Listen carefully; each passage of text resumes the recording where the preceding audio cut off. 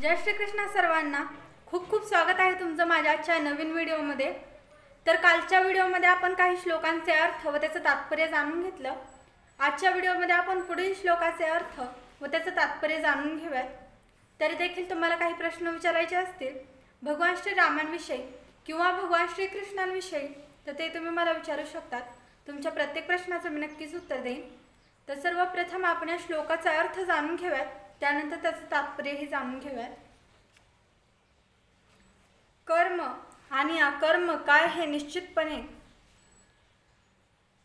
करण्यात बुद्धिमान लोकही गोंधळून जातात।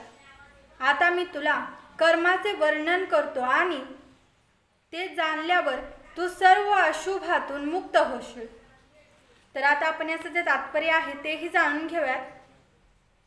श्रीकृष्ण भावना भावित कर्म हे पूर्वकालीन प्रामाणिक भक्तांचे उदाहरण अनुसरून करावयाचे असते। 15व्या श्लोकात याचा निर्देश केला आहे। असे कर्म स्वातंत्र्यपणे का करू नये या संबंधी पुढील श्लोकात स्पष्टीकरण देण्यात येईल। श्रीकृष्ण भावना भावित कर्म करण्यासाठी या अध्यायाच्या प्रारंभी सांगितल्याप्रमाणे मनुष्याने गुरु शिष्य परंपरेतील प्रामाणिक व्यक्तीच्या आदेशानुसार आचरण केले पाहिजे। श्रीकृष्ण भावनेची पद्धती सर्वप्रथम सूर्यदेवाला सांगण्यात आली। सूर्यदेवाने ती आपल्या पुत्र मनूला सांगितली।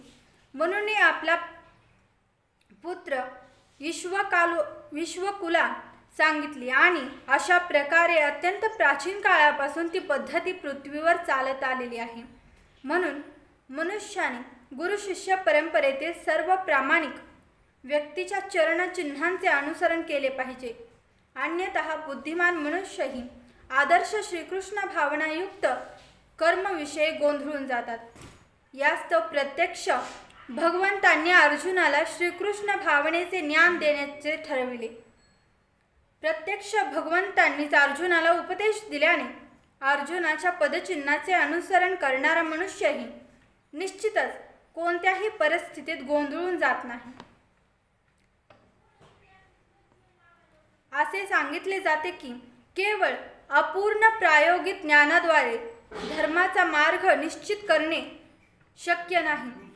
वास्तविकपणे धर्माचे तत्व केवळ भगवंत सांगू शकतात। धर्म तो साक्षात भगवत्तरनी प्रमत। अपूर्ण कथा चुकीच्या तर्काच्या आधारे कोणत्याही मनुष्य धर्माची निर्मिती करू शकत नाही। मनुष्याने ब्रह्मदेव, शिव, नारद, मनु, चतुष्कुमार, कपिल, भीष्म, शुकदेव, गोस्वामी, यमराज, जनक आणि बळी महाराजांच्यासारख्या महाराजांच्या पदचिन्हांचे अनुसरण केले पाहिजे। तर्काद्वारे धर्म अथवा आत्मसाक्षात्कार म्हणजे काय हे जाणणे शक्य नाही। म्हणून आपल्या भक्तावर अहेतुकी कृपा करण्यासाठी भगवंत प्रत्यक्ष अर्जुनालाच कर्म आणि अकर्म काय याचे वर्णन सांगतात। केवळ श्रीकृष्ण भावना भावित कर्म केल्यानेच भौतिक अस्तित्वाच्या जंजाळातून मुक्त होता येते। तर आता आपण पुढील श्लोकाचा अर्थ व त्याचं तात्पर्य हे जाणून घेऊयात। कर्माच्या गुंतागुंती समजणे अत्यंत कठीण आहे। म्हणून मनुष्याने कर्म, विकर्म आणि अकर्म म्हणजे काय हे योग्य रीतीने जाणले पाहिजे। मनुष्य जर भौतिक बंधनातून मुक्त होण्याविषयी गंभीर असेल तर त्याने कर्म, अकर्म आणि विकर्म यांच्यातील भेद जाणला पाहिजे। मनुष्याने कर्म त्याच्यापासून निर्माण होणारी कर्मफळ आणि विकर्क त्यांचे स्वतः पृथक्करण करण्याचा प्रयत्न केला पाहिजे, कारण हा एक अत्यंत गहन विषय आहे। श्रीकृष्ण भावना आणि त्यानुसार केले जाणारे कर्म जाणण्यासाठी त्याने स्वतः आणि भगवंत यांच्यातील संबंधाविषयीचे ज्ञान प्राप्त करणे आवश्यक आहे। या संबंधाचे पूर्ण ज्ञान होणारा मनुष्य जाणतो की प्रत्येक जीव हा भगवंताचा शाश्वत सेवक आहे। म्हणून जीवाने श्रीकृष्ण भावनेमध्ये कर्म करणे अत्यंत आवश्यक आहे. संपूर्ण भगवद्गीता याच उद्देशाकडे निर्देशन करते.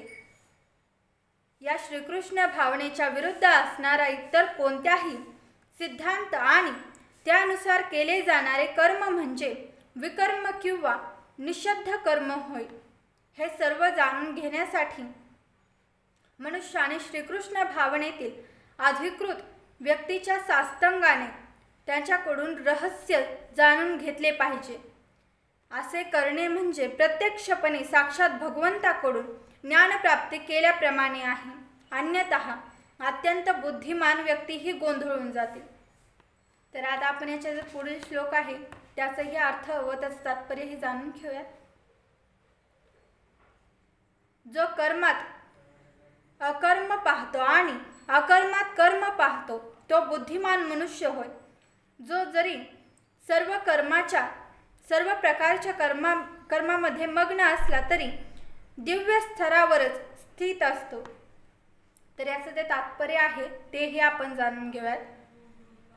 श्रीकृष्ण भावनायुक्त कर्म करणारा मनुष्य स्वाभाविकपणे कर्मबंधनातून मुक्त असतो. तो आपली कर्मे श्रीकृष्ण तीर्थत करीत असल्या कारणाने त्याला कर्माच्या परिणामापासून दुःखे भोगावी लागत नाहीत.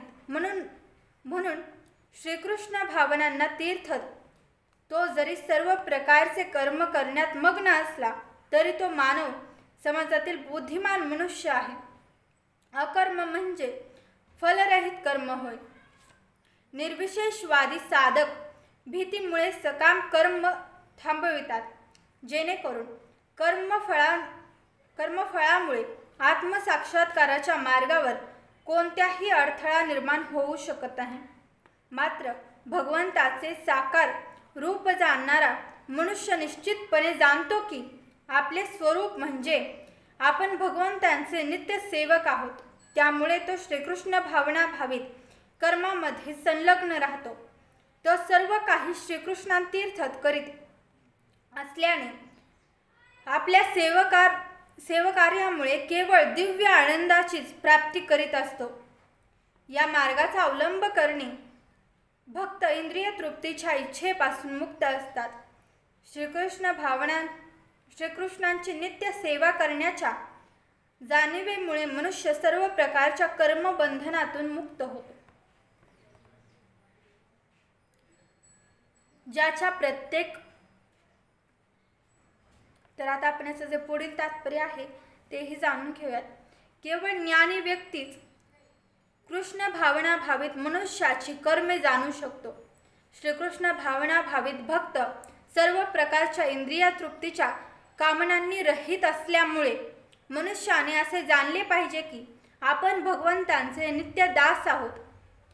या आपल्या स्वरूपातील पूर्ण ज्ञानाद्वारे त्याने आपले कर्मफळ जाणून भस्मसात केले पाहिजे.